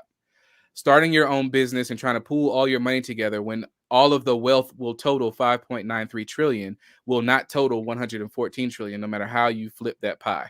So when it comes down to it, we can do what we can do, but then there's also needs for people to take data like this, and there's groups out there that will do this. Groups out there that are hopefully paying attention to this. I know there's one group out there, ADOS Advocacy Foundation, American Descendants of Slavery. They have a ADOSadvocacy.org, I believe is their website, or ADOSfoundation.org, and they use data like this, and they are using it to develop a transformative Black agenda and reparations kinds of ideas to show this. Because like what you were saying, it's not enough for us to just say, and this is part of the personal responsibility piece, it's not enough for us to just take a look at this and just say, oh, this is too much, it's just showing us what we don't have, blah, blah, blah, blah, blah. No, this is a very valid talking point. This is a very valid piece of information when it comes to who has what where. I mean, who has home ownership, which is what people are trying to say, that, the idea that having a home is what enables you to develop generational wealth and pass down wealth from, this level to that level. Well, if you have people who have real estate that's totaling 2.2 trillion, and their wealth is basically tied up in the boomer generation's pensions and things like that, and people aren't able to buy homes, even though they might be professionals working 2 jobs, have a good salary, but where they live, or because of inflation or the housing market or what have you, they can't really afford to have a house. Predatory lending or denying people loans because of things that's still happening today. So like all these things go into, considerations. And is this related to psychology? I would think so. What do you think, Dwayne? You think? Very much so, actually. I mean, this is a really good depiction. I mean, when you think about proportionality, right? I think that's the biggest thing I was going into, because one argument that people will have is, it's terrible people, right? There's just more white people, right? So that's why white people have more money. And that's not the case when you think about it from proportionality standpoint. What's the percentage of what is that? 5 points. So what is that? What is that? That's less than 5%. It's less than 5% of that, right? What are you tabulating? It was the percentage of 5 million to their 114. So the percentage of that versus the percentage of the population, the 5 trillion to their. I see. Yeah. But anyway, I won't get into that. But the main thing is it's not proportional, right? So it's one thing if we had, at least 14%, we'd have to have at least whatever the percentage of the population is of that total amount, and then we'd be getting. But we're at least 10% short, and there's nothing. And given inflation and where we are in time today, I mean, we're not even the growth from 1989 to this point is lesser than every other group. I mean, yeah, and take a look at this, and then you can get into here and start doing some administration criticisms and things like that if you like to. I mean, especially when you start looking at the timeline of things, right? I think because I mean, look at this. We see this dip, and then certain administrations being in power, and providing certain kinds of bailouts or stimulus to certain organizations and things. And look at this, private businesses by race, and you can see. I mean, in 2006, we're talking $160 billion for black folks and almost $7 trillion for white folks. And then you fast forward it now, you see how it dropped down so quickly. I mean, from 2006 to 2021, that's what, 15 years?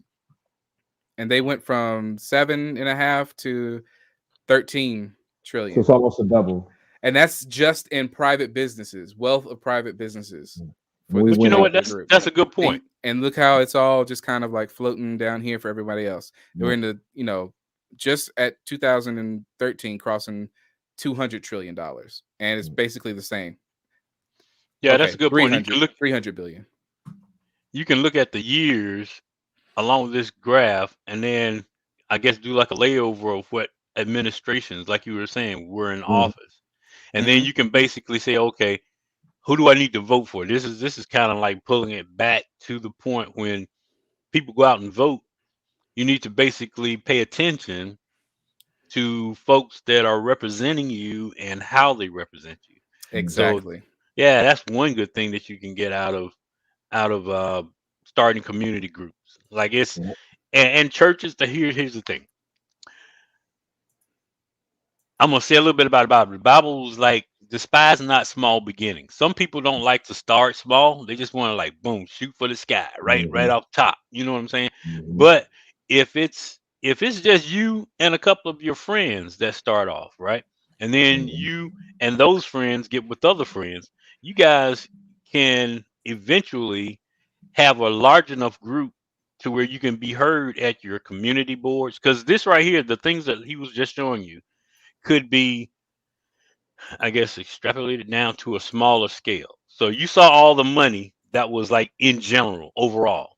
So now when you're taking it to a smaller town or to a state or to a community, when you're using ratios, of course, it's not going to be all of that amount in just that one location.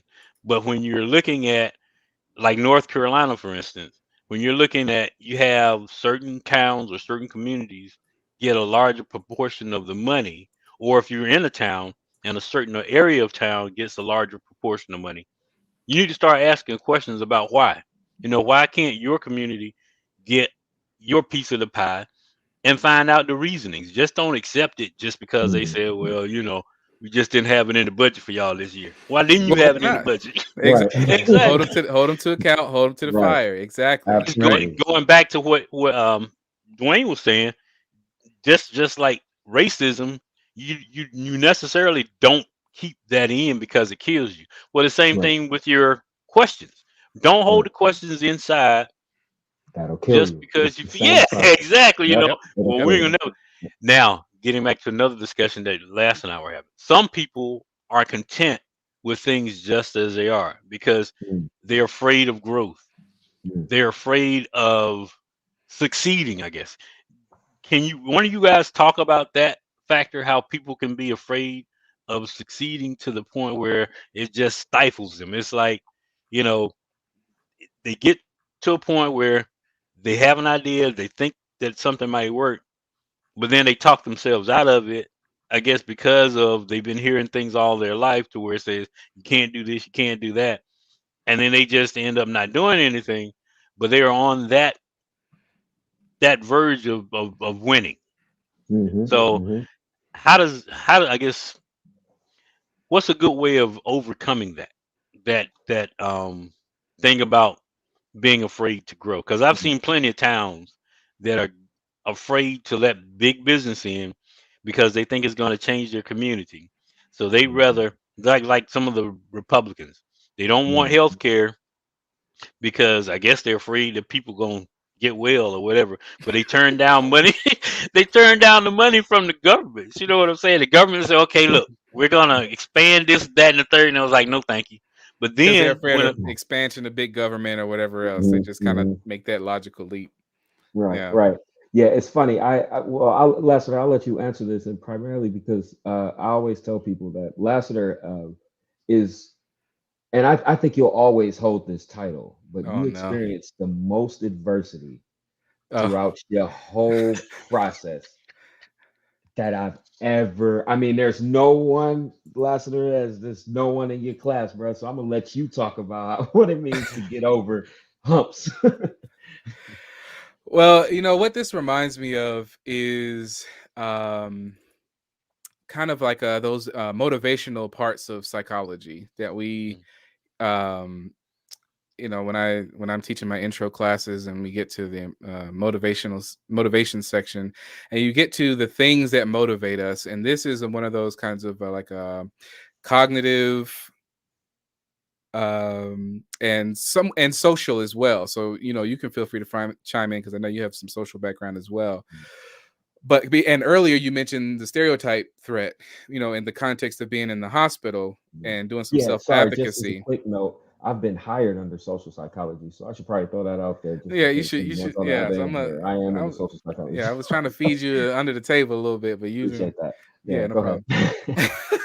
But it reminds me of the idea of like perseverance and grit, right? And so just having that kind of notion where, yes, these things are in front of me. Yes, these things are seemingly insurmountable, but there has to be a way to succeed. Now, part of that is, yes, intrinsic motivation to where, and in particular, in my case, what he's talking about, the journey through graduate school that he was present for, all of it, especially after we connected when he joined the lab.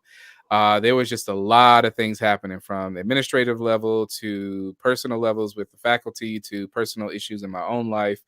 On a variety of different things. I'm talking deaths in the families. I'm talking. You and Lean are special. Y'all gonna have a whole special family situation over there. Yeah, I I mean, look up to you in more ways than one, brother. it Trust was a me. lot. And then I had It's a program lot. changes, and then I got stuck in between. And then for a It's while, so for a much. few years, actually, I was in limbo. But it was still one of those things like I've got And to then you went and succeed. found a job by yourself. Like, no one helped you. He calls me, Daniel. He's like, yeah, so I got this job basically. What does that mean? When did you do that? Like, so I need to Yeah, hurry up and finish this dissertation. Who does yeah. that? Yeah, and I'm grateful for all these opportunities. And that's part of it, right? Recognizing when the timing is for those opportunities. Part of it is just going ahead and taking a chance, because will you succeed if you don't take that particular chance? If you stay where you are, or you have, and I don't want to get in, motivational speakery, because that is, can go a little left in my opinion. But sometimes it is just a matter of self-propelling Yeah. and getting yourself to the point to where you need to launch. Yeah. If you have reservations about where it is that you need to launch, then maybe reach out to somebody who has, reach out to somebody who is thinking about maybe doing the same thing, or even if it's unrelated, just in general. What did you do to kind of get where you are? Or how did you become this? If you are like a student in the context of high school or whatever, you mentioned counselors, and maybe you're interested in being a guidance counselor, right? And so you might just think, okay, maybe I just ask them how did they get where they were, and they might tell you a story about how they were in the right place at a time that was open to them. They just decided that they were going ahead and do it. Like for me, yes, I am so grateful that I was able to get this PhD. But the journey started when I was in high school, and this was, not long after the 9/11 attacks, and everything was uber ultra patriotic. And my dad is a veteran. We've got my uncles were veterans, my cousins veterans. Some of the people that I were that graduated that I around the same time went into the military, like I was planning to do. But on one day, and I don't recommend people do this, but I tell this to my students also. On one day, I decided to any, mini, miny, mo, basically coin flip whether I was going to go to college or join the military, and I went into college. And that was my 18-year-old brain was like, yeah, that makes sense. Well, I got this scholarship, or I can go in the military and be a soldier like I wanted to. Yeah, I'll do that. And my dad probably remembers me debating going into the service, right? I And did the so opposite, man.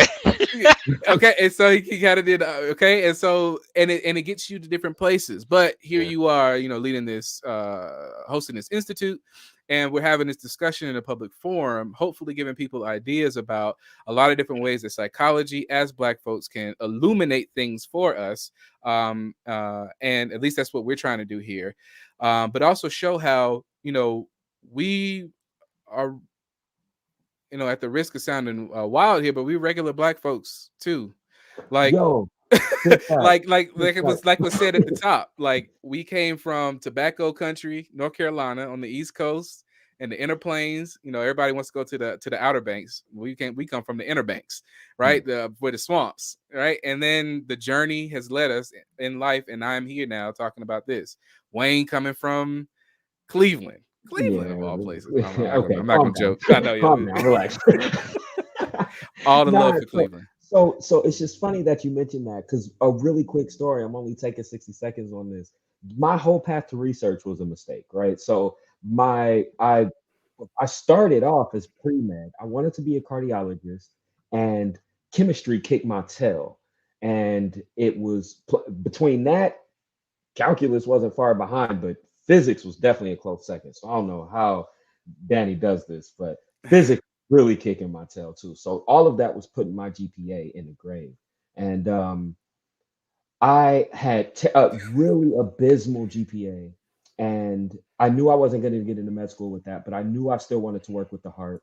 I got this idea of research, and I thought, well, I want to go to grad school. Someone told me I couldn't go to grad school unless I had research. I said, okay, well, I should probably go do some research. And no research lab would let me in because my GPA was so trash. Well, I reached out. What Lassiter is saying, and the point in this is all about reaching out, because we don't have those resources to overcome and kind of propel you to that next level. So you have to reach out to someone to get what you need to move forward. And I made an appointment with my guidance counselor, Charlie Campbell, at the time. I was walking out the door. I thought, I'm going to skip it. It doesn't matter. No one's going to hire me. Research is not going to be for me. I'm just going to have to find something else to do. This UPS job is really good. I hear if you work really long, you get good benefits. So I figured, I could rock here. And I thought, you know what? And I was literally I was in between the doorway. You remember the door down there, Lassiter, the undergrad advising office in the psychology building. I was between those doors, and I was going to open the other one. I said, you know what? I'm going to just go back in here and I'm going to go. And when I walked in, there was a guy at the desk, and I didn't know him at the time, but his name's LeBaron Hill.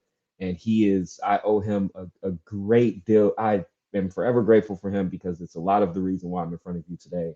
And even have PhD behind my name. But I think it was a monumental effort from a lot of important people in my life. But ultimately, it led me to I went into that meeting. I said, I can't get a research position because my GPA is trash. He's like, well, have you ever met LeBaron?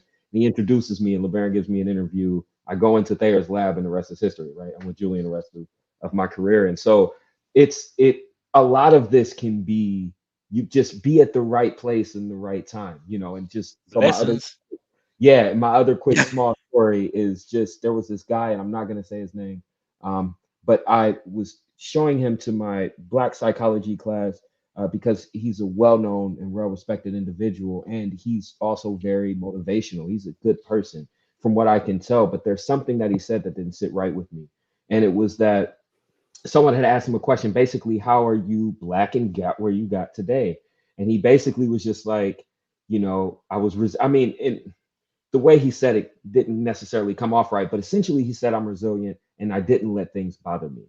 But the caveat to that was that people who do let things bother you, you're somehow you're less than, right? And so it kind of gave this feeling like, no, there are some people who just literally don't have the resources to reach that. Mentally, they could get there, right? But I thank God for my parents, right? Thank God for the neighborhood that I grew up in, which it was very multicultural. So I didn't learn like this deep concept of racism until later on in life. And it was just, without those experiences, and if I were basically told that I was less than my whole life, and it's hard to lose that learned helplessness. It's hard to shake that. Yeah. That would be, psychologically, we know that that's just traumatizing. Yeah. We know that's traumatizing. So if you told you're less than your whole life, and no one is there constantly interjecting, saying, no, you're not, no, you're not, no, you're not. I had people like that, right? But everyone doesn't have that. So, and it's not fair to put that on them, right? You can't blame the victim. So anyway, do it. I say go for it. Yeah, that's try. Yep. Persevere. Shoot your shot. But like you said, I mean, like I said at the initial, I think you all did a great job getting from high school to PhDs doing a great job today. And it just goes to show, like you said, it's good to have a plan, Mhm. but sometimes the plan that you have won't get you where you want to be. You know what I'm saying? So Yeah. what they're telling anybody that's looking or anybody that's listening, the raw deal of it. Sometimes you just got to try different things in order Try to try different to things. still get to where your goal, what you want Mhm. your goal to be. So if you know people that you can, like, there was this one person, like, I have a lot of different experiences because I worked in the military, like I said, for a while. I was in the private sector for a while, and you get to meet different people at different levels. Mhm. But the strange thing is, in my particular field, administrative support, you have professionals that are always doing professional stuff, but they still need somebody to, like, dot the I's, cross the T's, write letters and Yeah. stuff like that, right? So in the experience and working with people, you kind of get to see how they approach situations differently. And I understand we're going to try to start, drawing it down some, but this won't take long because it's important to know that people are going to be who they are. No matter how much you try to coach somebody, you try to tell someone, their own personal um, attributes are going to come through, their own personal Yeah. characteristics, right? So you can't Mhm. necessarily follow somebody else's mold, like they always say. Well, Right. it's right before Right. you. Some people, well, all Yeah. the plan is right there. All you got to do is Yeah. follow the plan. They're Right. trying to create that pyramid, right? Sometimes to where what you're doing is going to benefit them necessarily other than trying to benefit you. So what you Right. want to do is, it's good helping other people, but to the young folks out there, and even to some of the older people, if you have a dream that you want to get to, the thing about your dream is it's your dream. Don't get discouraged, like what Dr. Williams was just saying. Don't get discouraged because somebody else tell you that you can't do it. Just nod your head and say, okay, I hear what you're saying, Right. but I'm not gonna let that apply to me. You know what I'm Right. saying? So you have to be able to Yeah. um, believe in yourself and believe in something other outside of yourself, so that that can keep you going. Yeah. Okay. And so just to quickly, I know you said we're winding down, but to quickly touch on that, Hmm. having what has helped me also in this pursuit is by not having the identity of who makes me who I am tied to these different individual pursuits. I am a professing Christian as well, and my identity lies there.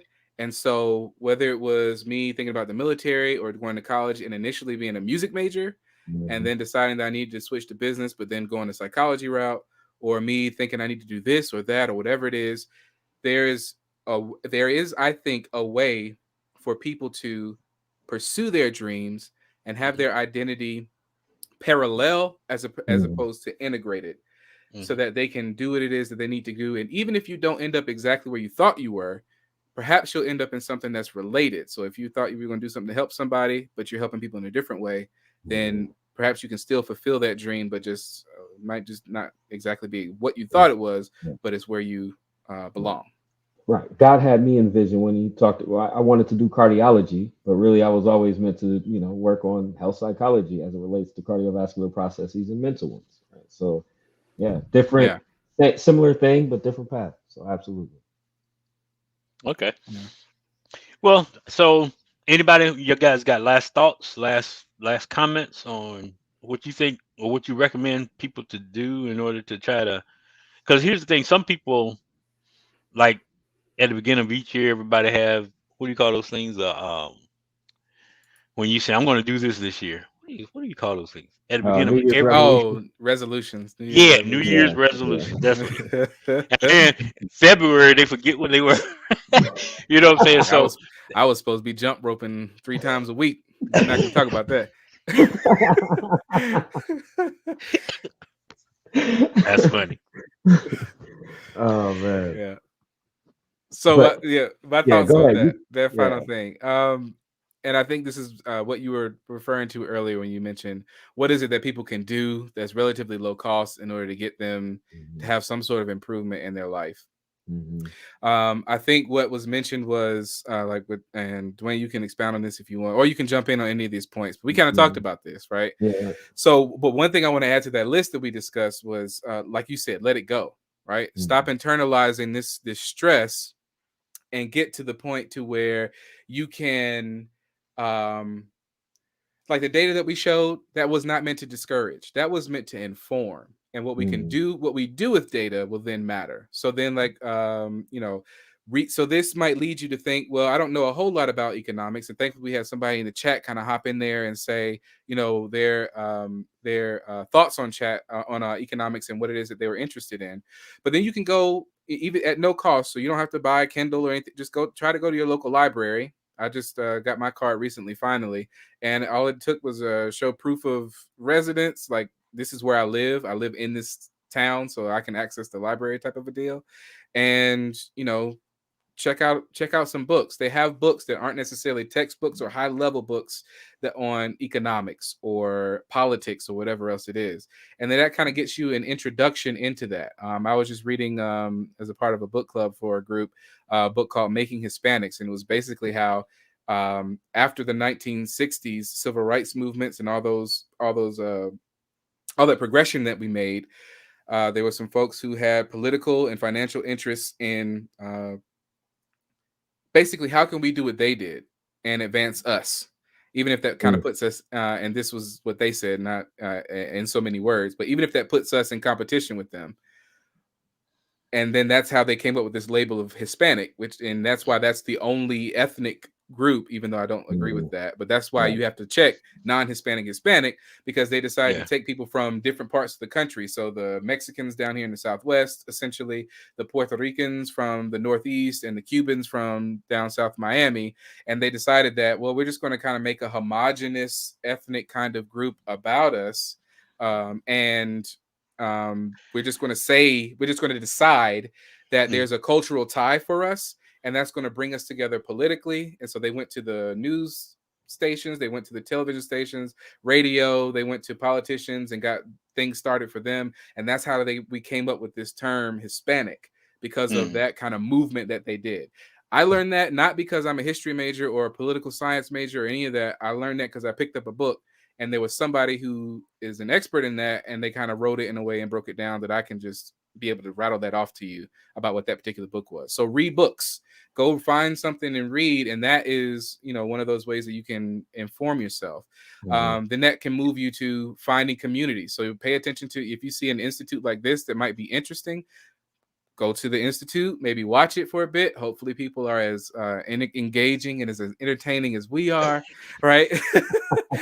I'm just, I jest, but, just engage with what they're saying. Pay attention to what they're saying. Take note. Use what they're saying. And if you, maybe find something that talks about it, and maybe find something that might have an argument against it or whatever, just exercise your mind, do that critical thinking. And then that can help you with this idea of finding communities, like what Daniel was saying earlier, where take that data from the Federal Reserve that everybody can access, get together with groups, start talking about it, and then say, how can we use this to our benefit in our local area or in our national life? How can we do this? How can we move? And then now you've got a community. Or maybe go to your church and maybe get active in there, or your local whatever civics group, or something like that. And then ultimately, my third point was, and then take power. So read books, find community, and then take power. Because run for those boards, put yourself in a position to where people hear you, even if you don't run for a board, but as a part of your community group that you've now formed, you show up to the people who have power, and you like, I'm here, and you're gonna get to know me. I'm calling your office, or I'm showing up to the building, and you're gonna know that this is what me and my people want, this is what me and my people need, and this politics thing is going to be an exchange. So if you want this vote, you're gonna have to deliver on this other promise. So read books, find community, take power. I like it. And I'm gonna be really quick just to wrap it up. Last year, there's this Afrocentric value, this value of togetherness, right? And this is one value that we often think about as a good intervention for psychological, as a psychological intervention for Black people. That togetherness, this idea of togetherness, whether it's being involved with the church or being involved with the community, is just mentally refreshing, and it's mentally healthy for you. It's called social support. It is beneficial for all groups, and we find that consistently. And so be in contact with close others, stay with close people, surround yourself with people who have not even similar goals, just goals, and have motivations as well. and that will help prepare you forward. It's very easy to say to externalize something. We say that that's the goal, but that's very difficult to do. And so it's gonna be, but with the people around you and those you love in a community, it becomes much easier. You're able to talk through issues, and letting go becomes a lot easier. Cool. One last question. Has anybody ever did a social experiment where you stopped checking that box to tell you what ethnicity you were? I wonder what would happen. Like if somebody did that for a whole year, say we ain't checking no box. But I'll tell you this, Dr. Williams and I have begun the effort of trying to help disaggregate some of the data. That means pull it apart a little more. Because if you notice on some of these boxes, you'll see, as I mentioned, the Hispanic, non-Hispanic, but then you go to this other group that might be like European American, and they have a whole slew of things, options. Asian Americans, they have a whole slew, Pacific Islanders and all that stuff. But then you go to the Black folks, and it's Black or African American, and it's or. And there's it's not even right. Like, but and it's the same. For people who are descendants of American chattel slavery, I believe firmly that we are kind of a distinct group, and one of the main people that I'm talking about for this targeted intervention. And there's a lot of data, and Pew Research, I had it here in case we had time, but I don't think we will today. But Pew Research came out with a report recently talking about how that 1 in 10 Black people living in the U.S. are immigrants now. And if you disaggregate the data, remember that term, you pull the data apart and you look at Black people, not just from a melanated perspective, but you start looking at lineage and heritage and where people maybe immigrate from.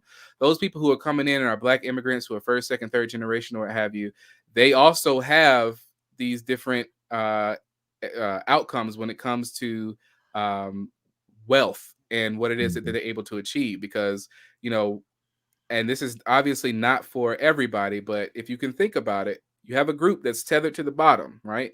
Some people in the space talk about how it's essentially a caste system in the U.S. And so the bottom casted people, the people who are harvested from, they are tethered to the bottom. But then you have people who are immigrating over, and it's not always poor immigrants who are coming over because of environmental or war, political kinds of reasons. There's also people who are immigrating, and they from where they come from, they have the money. They might not necessarily match up with the people who have the money over here, but they have more resources than folks over here, and the dollar over here will buy more where they come from. So when they send the money back over there, they're just kind of like doing all right for themselves. So it's not, yes, racism is one of those really focused kinds of issues, but racism is kind of adjacent to class when it comes to that as well. And so by disaggregating the data and looking at U.S. Black descendants of American slavery as opposed to African Americans who are immigrants or different there, and that's not to be xenophobic, it's just to point out that there are differences that are real, and that by maybe challenging some of these ideas about what it is, because I know that in the last census I wrote in that I was a descendant of slavery. I put Black and other and wrote in descendant of slavery on that. And I've been doing that for the last couple of years. And Native American. People can just stick that in there too, because there's a lot, you know what I'm saying? It's so much going on. So I think, but that's a good point. We didn't have time to expound on a lot of that today, but that is a really relevant thing. And so I just wanted to make mention that social science needs to catch up on that as well. Psychology has to catch up on that. And in the collaborations that we have, we've already begun that when we do our survey and our questionnaire data.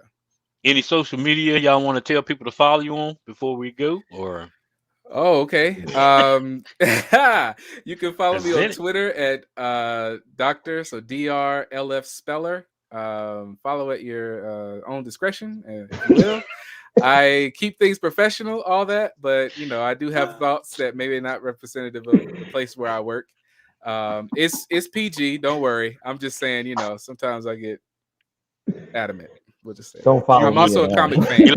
Comic and Star Trek. That's cool. Unapologetic. Is that what y'all said? Yeah, that's me. You definitely unapologetic.